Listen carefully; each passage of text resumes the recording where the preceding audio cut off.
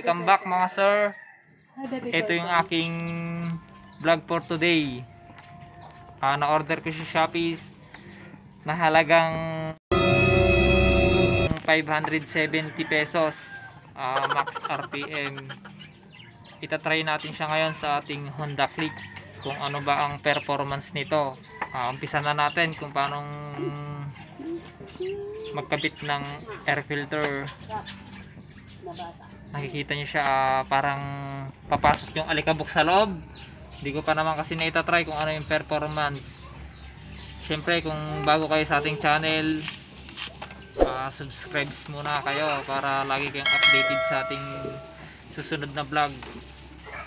Ito pala siya mga sir, goma siya.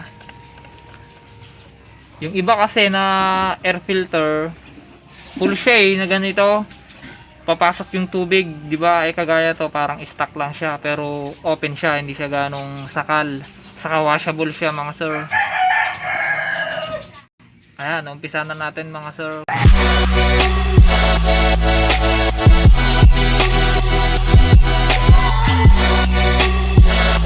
Sir, umpisa na natin.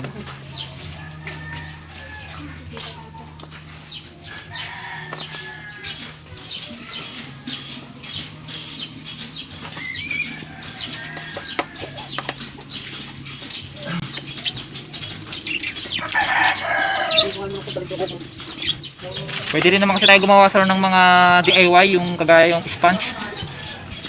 So hindi na ako gumawa nun kasi itatry ko muna yung ibang air filter na sinasabi nilang mas maganda yung performance.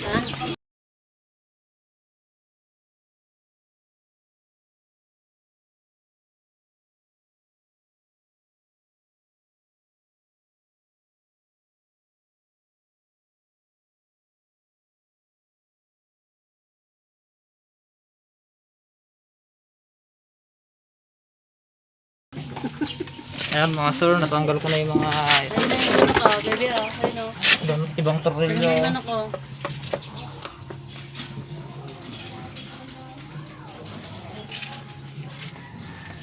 Mahirap patanggalin yung mga tornilyo mga sir kasi virgin pa to. Oh my god! Wow!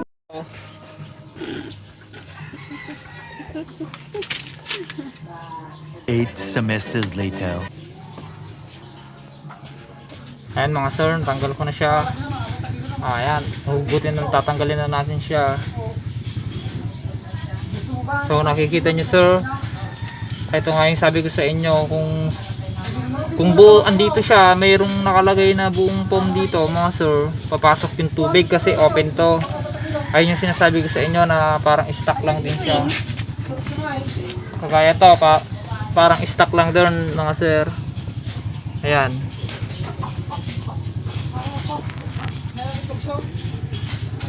Ito yung stock mga sir, ito yung stock ng air filter ko.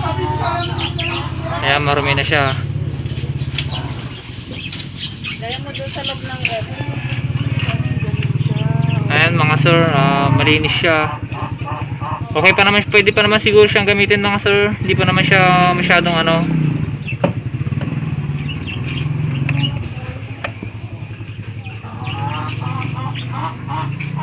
Papasok yung tubig kasi open to. Ayun yung sinasabi ko sa inyo na parang stock lang din siya. Kagaya to, parang stock lang doon mga sir. Ayan.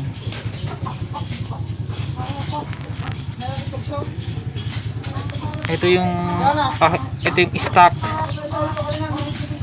mga sir, ito yung stock ng air filter ko. Ayan, marumi na siya. Gaya mo doon sa loob ng rep. Ayan mga sir, malinis siya. Okay pa naman, pwede pa naman siguro siyang gamitin mga sir. Hindi pa naman siya masyadong ano.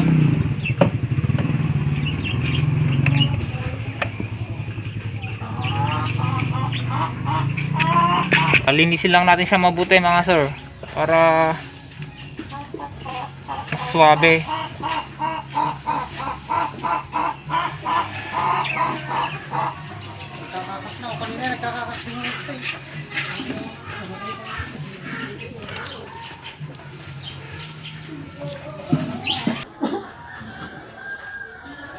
Mga sir, ayan. Ikakabit natin siya. Basta siguraduhin lang natin na yung mga gilid-gilid niya ay okay na okay. Yung walang tagas para wag pumasok. Ayan mga sir, linisin lang natin siya. Linisin lang natin siya mabuti para wag nang dumumi yung ating bagong palit na air filter.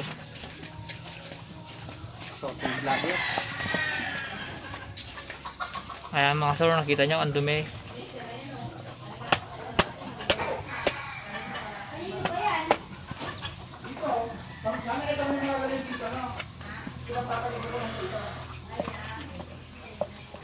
Hindi ko alam mga sir kung ano yung performance na itong bagong palit na to. Kung magiginawahan ba sa paghigop ng hangin o baka maalikabukan naman yung makina, yun ang iniisip ko eh. Oh no!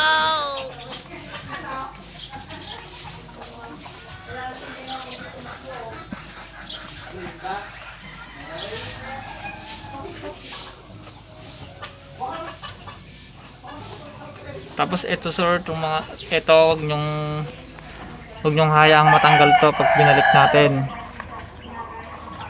Kasi papasok na yung tubig pag hindi natanggal natin yung seal nun.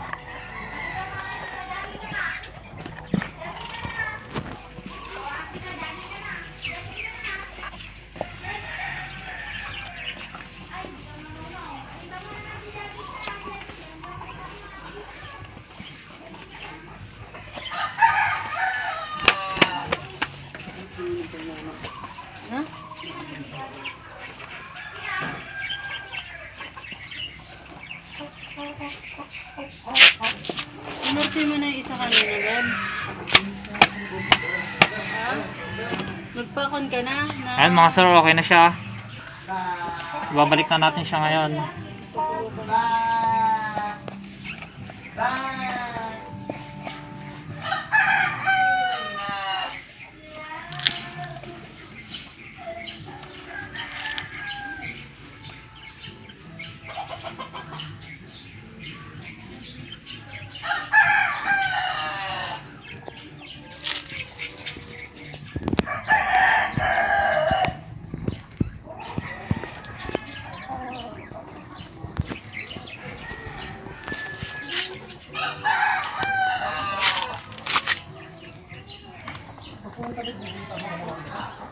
Ayan mga sir, binalik na natin siya. Basta siguraduhin lang nyo sa mga gilid-gilid na okay siya, wala siyang tagas ganun, para mas sure na walang papasok na mga tubig o alikabok.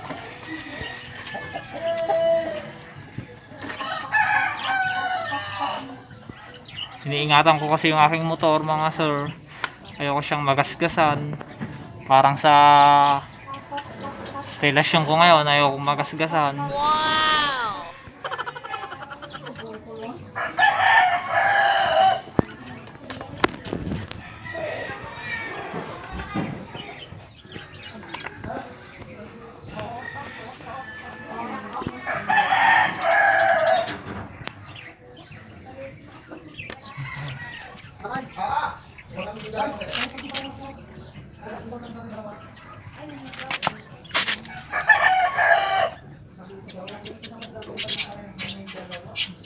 Saka dapat mga sir, pag nagkabit kayo nito, may kasama kayo para may nagdidiin dito kasi nga goma siya.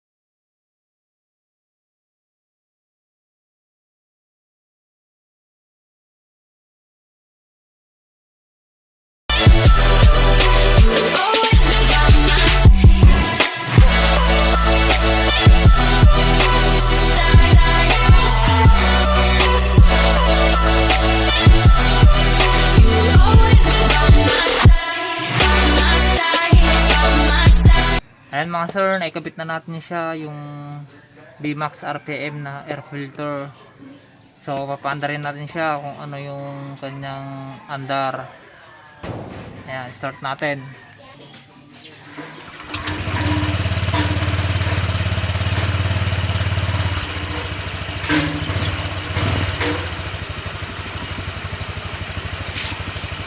Ayan sir, kung nakikita nyo, maandar na siya. May nararamdaman na kasi akong vibrate sa kanya, kaya nagpalit ako ng air filter. Pag tumatakbo ako ng 60, parang madragging na siya mga sir. Yun yung nararamdaman ko sa kanya eh. Saka parang mas humihina siya humatak kaysa sa dati. Ayan, kaya nagpalit ako.